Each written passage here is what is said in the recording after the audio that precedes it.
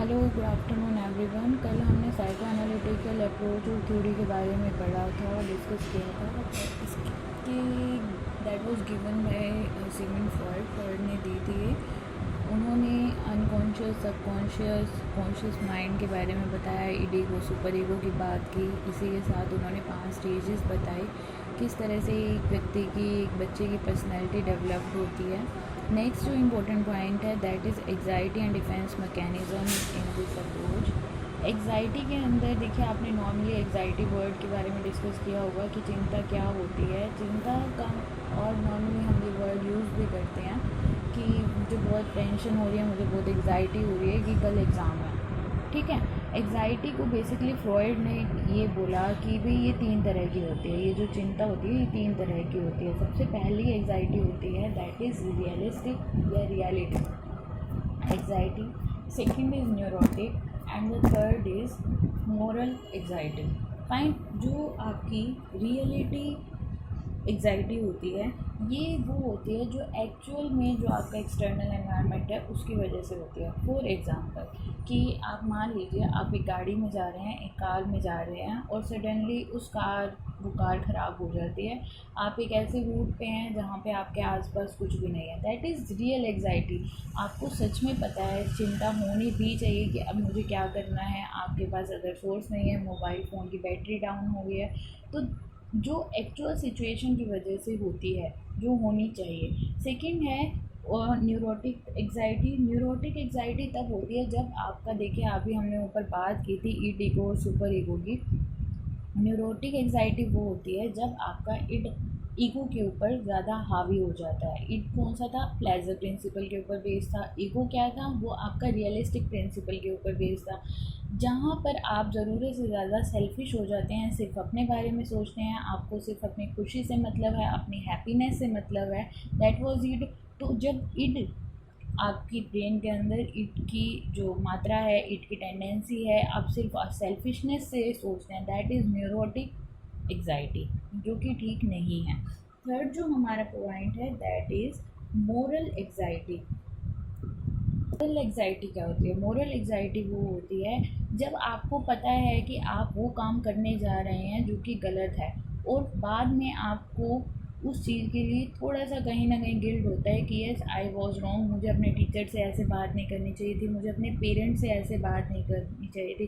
Technical language में मैं बताऊँ तो आपका जो ईगो है वो इस तरह से कार्य करता है कि जो आपका सुपर ईगो है वो हर्ट हो जाता है। ध्यान से समझने की कोशिश कीजिएगा। न्यूरोटिक एग्जाइटी वो होती है जब इड इस तरह का कार्य करता है कि ईगो हर्ट हो जाता है, और मॉरल एग्जाइटी वो होती है जब ईगो इस तरह का कोई कार्य करता है कि आपकी सुपर ईगो हर्ट हो जाती है या उसको धक्का पहुंचता है। फॉर एग्ज़ाम्पल, अपने पेरेंट्स से ऊंची आवाज़ में बात करना, या फिर अपने टीचर से अच्छी तरह उनको रिस्पॉन्ड ना करना।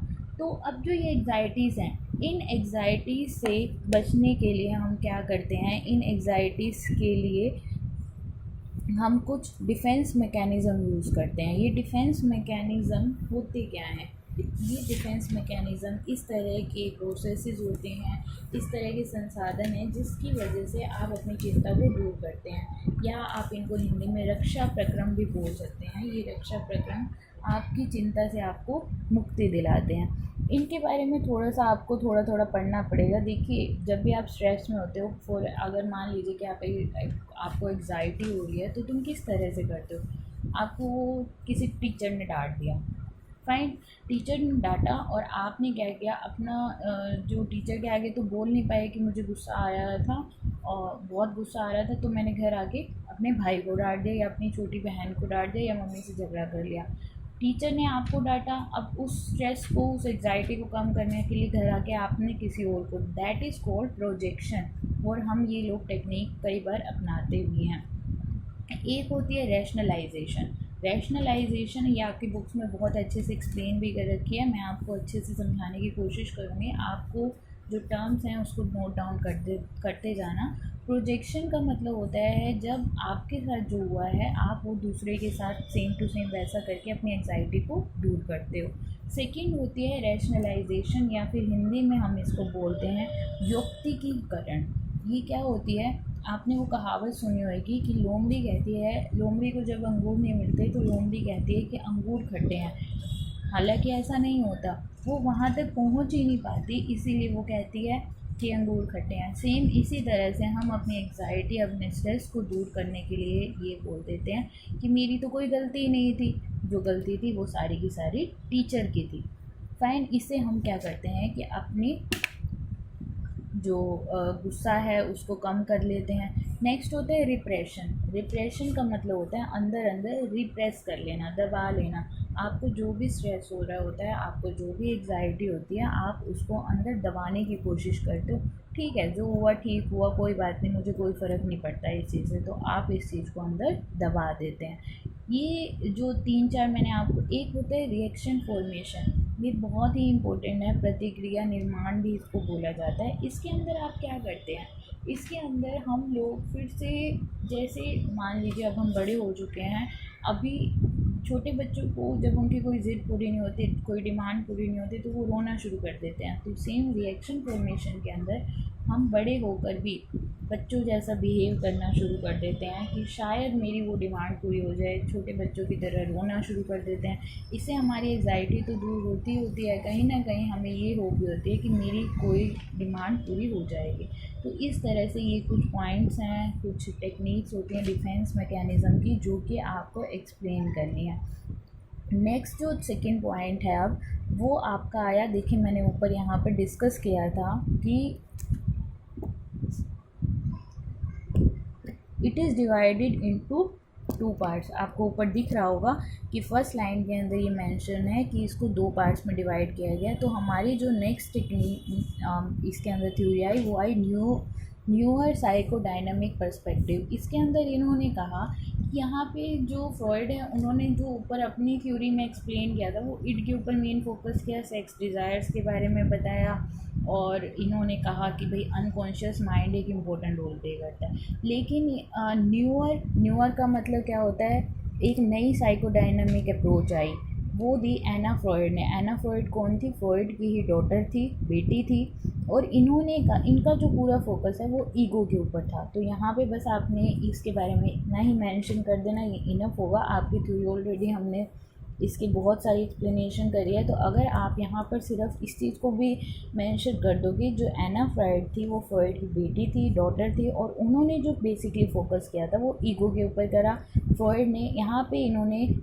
एना फ्रॉइड ने अपने फादर को क्रिटिसाइज़ किया। उन्होंने कहा कि जो इड इम्पोर्टेंट रोल प्ले नहीं करता, ईगो इम्पोर्टेंट रोल प्ले करती है किसी भी व्यक्ति की पर्सनैलिटी में, उसके एबनॉर्मल बिहेवियर में। नेक्स्ट जो इसके बाद कई सारे साइकोलॉजिस्ट आए, उन्होंने कहा कि जी फ्रॉइड ने ना बहुत सारी चीज़ें और भी बताई थी, उसके बारे में जब तक हम डिस्कस नहीं करेंगे तब तक साइको एनालिटिकल कंप्लीट नहीं हो सकता, साइको एनालिटिकल अप्रोच और थ्योरी कंप्लीट नहीं हो सकती। उन्होंने साइको एनालिटिकल थेरेपी के बारे में फ्रॉइड ने बताया था। फ्रॉइड अपने पेशेंट्स के ऊपर ये टेक्निक यूज़ करते थे, दैट वाज ड्रीम एनालिसिस, स्वप्नों का विश्लेषण करना। नाम से क्लियर हो रहा है, ड्रीम का मतलब सपना, एनालिसिस का मतलब विश्लेषण। इनके पेशेंट्स को, इनके जो भी इनके वो आते थे पेशेंट, क्लाइंट्स आते थे, ये उनसे ये पूछते थे कि आपको रात को सपना कौन सा आया था, और उन सपनों को एनालाइज करके उनकी बीमारी तक पहुंचने की कोशिश करते थे। इसके अलावा इन्होंने फ्री एसोसिएशन टेक्निक को भी यूज़ करा। फ्री एसोसिएशन मैंने आपको क्लास रूम में भी कई बार डिस्कस किया। फ्री एसोसिएशन का मतलब हिंदी में होता है मुक्त साचार्य विधि। मुक्त साचार्य का मतलब, आपने मूवी भी देखी होगी, उस मूवी जैसे ज़िंदगी ना मिलेगी दोबारा के अंदर, इस तरह की मूवीज़ में भी इस टेक्निक का यूज़ किया गया है। इसके अंदर हम अपने क्लाइंट को, हम अपने पेशेंट को नॉर्मली बोलने देते हैं जो भी वो बोलना चाहता है, ठीक है, इस तरह। और हम चीज़ों को एसोसिएट, जैसे मान लीजिए मैंने एक वर्ड बोला पानी, आपने बोला जल, मैंने कहा समुंदर, तुमने कहा पानी। तो इस तरह से हम कई वर्ड्स को कंटिन्यूटी में बोलते हैं, और जहाँ पर वो टाइम ज़्यादा ले लेता है हम सोच लेते हैं, हम वहाँ पे और डीप में जाने की कोशिश करते हैं कि एक्चुअल में हो सकता है कि प्रॉब्लम वहीं पर है। नेक्स्ट जो इन्होंने मेथड यूज़ करे थे वो किए थे डिफेंस मैकेनिज़्म। इन्होंने इसी तरह से अपने क्लाइंट्स को मेज़र करके डिफेंस मैकेनिज़्म दिए। इन्होंने कहा जी वो अपने स्ट्रेस को इसी तरह से दूर करते हैं, और नॉर्मली भी अगर हम देखें तो ये डिफेंस मैकेनिज़्म बहुत इंपॉर्टेंट रोल प्ले करते हैं और हमारे स्ट्रेस को दूर करने में इम्पोर्टेंट होते हैं। अब इसकी कोई भी जो थ्योरी है, कोई भी अप्रोच है, वो मेरिट्स और डीमेरिट्स के बिना पूरी नहीं हो सकती। तो सबसे पहले हम मेरिट्स की बात करते हैं। इन्होंने जो जो टर्म्स यूज़ करी वो सिर्फ एक एबनॉर्मल व्यक्ति में नहीं, असामान्य व्यक्ति में नहीं, बल्कि नॉर्मल व्यक्ति में भी पाई जाती है, and that is very appreciable. बहुत ही अच्छी टर्म्स हैं। एग्जाइटी कौन कौन सी होती है, और सच में होती भी है। मान लीजिए कि आपके पास नोट्स पड़े हुए हैं, ठीक है, आपने सारा का सारा रिव्यू भी ले लिया, आपने उसके बारे में डिस्कस भी कर लिया, टीचर के साथ भी प्लान कर लिया, और फिर भी आपको टेंशन हो रही है, तो it means that is a neurotic anxiety. उसका कोई रियल से लेना देना नहीं है। फिर भी अगर आपको एग्ज़ाम की टेंशन हो रही है, दैट इज़ न्यूरोटिक, जो कि बेफालतू के है। हम अपनी डिप्रेशन को, हम अपनी एग्जाइटी को दूर करने के लिए techniques, very wonderful techniques use करते हैं। नेक्स्ट इन्होंने बताया कि अंडरस्टैंड विद डीप नॉलेज। किसी भी क्लाइंट की जो नॉलेज है उसको अंडरस्टैंड किया जाता है डीप। अगर मान लीजिए वो फ्री एसोसिएशन टेक्निक में जिस वर्ड पे उसने अटका है, उसके वहाँ पर हम उसकी डीप अंडरस्टैंडिंग करते हैं, उसको समझने की कोशिश करते हैं।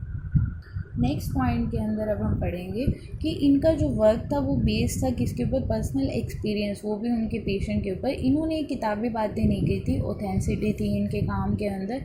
इनके 50 साल के, ये एक साइकेट्रिस्ट थे, ये मैं आपको पहले ही बता चुकी हूँ। इनका जो सारा का सारा काम है ऑथेंटिक था, मतलब इन्होंने प्रूव करी थी ये सब चीज़ें वास्तव में होती हैं, जो कि असामान्य व्यवहार का रीज़न कारण होती हैं। नेक्स्ट पॉइंट है, he present an optimistic view for think about the psychological disorder. इन्होंने सिर्फ ये नहीं बताया था कि ये प्रॉब्लम्स कैसे होती हैं, बल्कि इसके सॉल्यूशन के लिए इन्होंने कई तरह की टेक्निक्स दी थी, which was very wonderful techniques. इन्होंने मैकेनिज़्म के बारे में बात करी, जो कि उन सब चीज़ों को कवर अप करती है, उसकी मेरिट इम्पोर्टेंस को बढ़ाती है। अब नेक्स्ट जो इन्होंने पॉइंट बताया डीमेरिट्स के बारे में, कौन कौन से डीमेरिट्स है। क्रिटिसाइज़ तो होता ही है, जब तक क्रिटिसाइज़ नहीं होगा तब तक अगली अप्रोच इसकी इस्टेब्लिश नहीं हो सकती।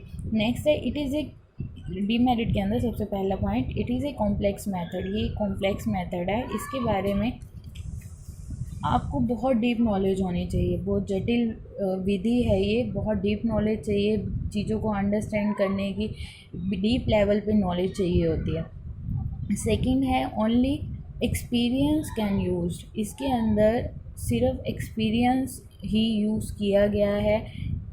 साइंटिफिक, अभी हमने इसको अपने उसके अंदर भी बताया था मेरिट्स के अंदर, कि उनके पर्सनल एक्सपीरियंस के ऊपर बेस्ड है, इट इज़ गुड।